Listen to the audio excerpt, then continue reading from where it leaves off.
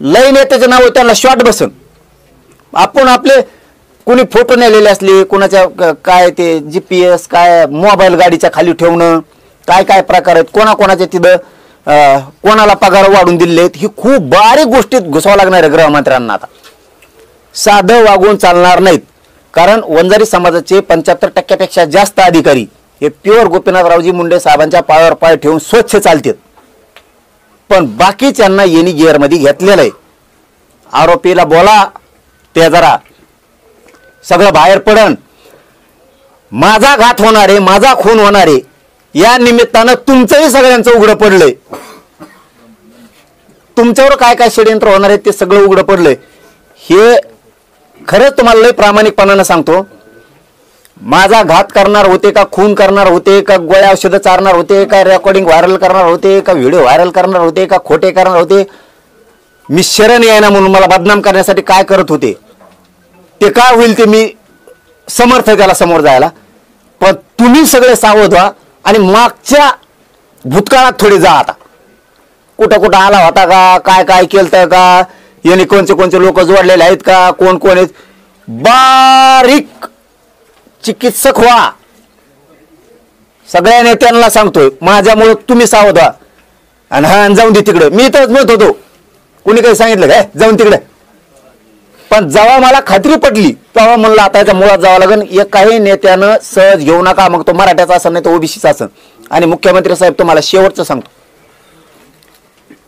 आजला राज्याचा नाश करणारा नासका याचा शेवट करा.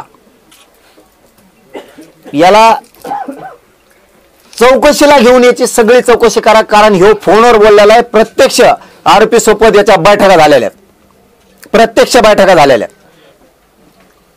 यांनीच ह्या धनंजय मुंडेनं सामूहिक कट रचलेला आहे.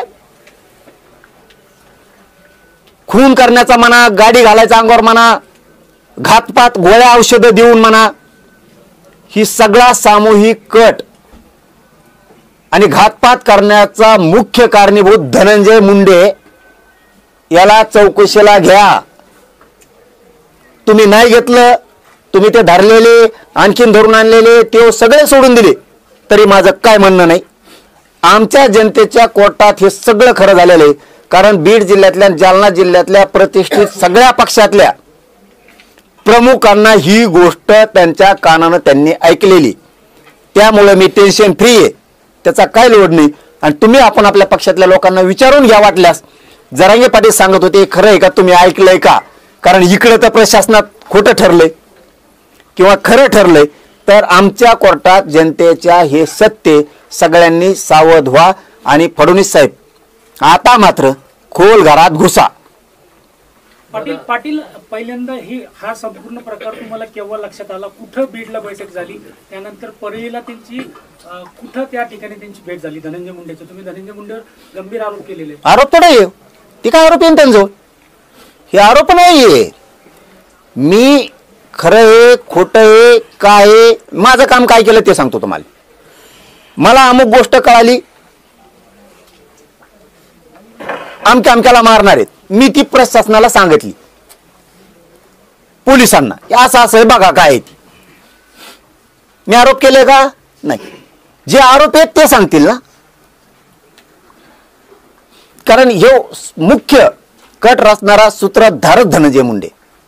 अहो त्याच्यात ते आणखीन सांगितलंय 4-5 जणांचे बीडचे नाव घेतले त्यात गंगाधर नाना काळकुटेचं पण नाव घेतलंय.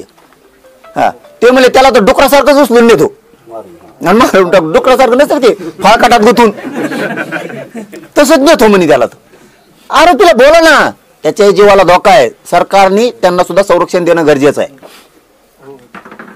इथं हे लय मोठं टोळक आहे हे सगळं मध्ये घेणं खूप गरजेचं आहे. आणि आमचे SP साहेब आम्हाला वाटतं असं आहे ओरिजिनल आहे काटाच करणार सगळ्याचा असं वाटतं त्याच्यात काही दुमत नाही.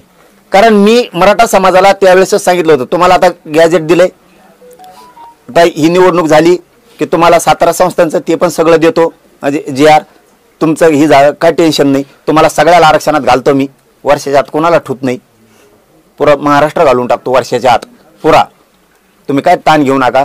पण मला 1 वर्ष जरा थोडं आता काम करून द्या, हे मी समाजाला सांगितलं होतं की मला 2 वर्ष मला आणि माझ्या समाजाला लई हिनवलंय, मला जरा हिशोब तर करून द्या थोडा थोडा.